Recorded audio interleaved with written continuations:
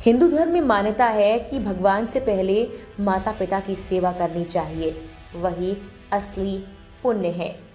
लेकिन महाकुंभ में जाकर स्नान कर पुण्य कमाने का ऐसा फितूर आपने कभी नहीं देखा होगा, जहां एक बीमार मां को घर में बंद कर बेटा पत्नी के साथ प्रयागराज कुंभ रवाना हो गया कि पुण्य कमाएगा।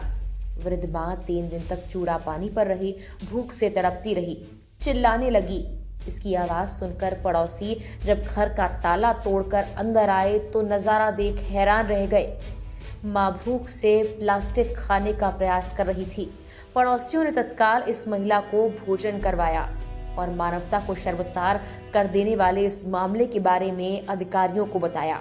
ये मामला झारखंड के रामगढ़ जिले से सामने आया। जिले के अरगड्डा सरका में रहने वाला एक सीसीएल कर्मचारी सोमवार को अपनी 65 साल की मां को घर में बंद कर पत्नी बच्चों के साथ प्रयागराज चला गया।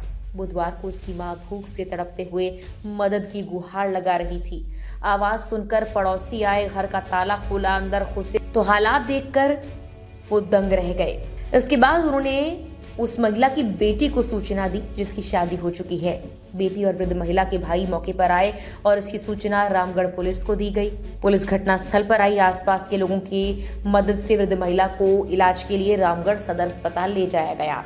इस मामले को लेकर बेटे से बात की गई तो मीडिया को उसने कहा कि हम लोग सोमवार को रात 11 बजे निकले थे, माँ को खाना देकर गए थे। घर में खाने के लिए चूड़ा वगैरह रखा था और माँ ने ही हम लोगों को कुंभ जाने के लिए कहा था।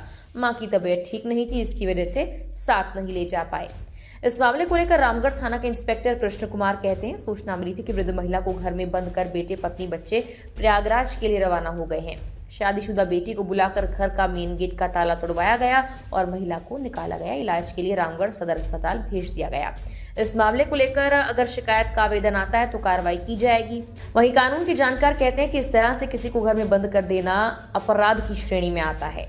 हालांकि फिलहाल कोई मामला दर्ज नहीं कराया गया है और वृद्धा का इलाज चल रहा है।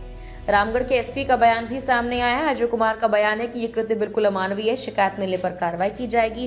वहीं वृद्धा की बेटी और वृद्धा के भाई ने पुलिस को इन्फॉर्म किया और उन्होंने उनका रेस्क्यू करवाया और बेटी अब कहती है कि वो अपने माँ को अपने पास ही ले जाएगी और ससुराल में साथ रखने की इच्छा जताई है। बेटी ये भी कहती है कि माँ को उनका भाई कुंभ जाते वक्त उनके पास छोड़कर जा सकता था, लेकिन उसने ऐसा नहीं किया।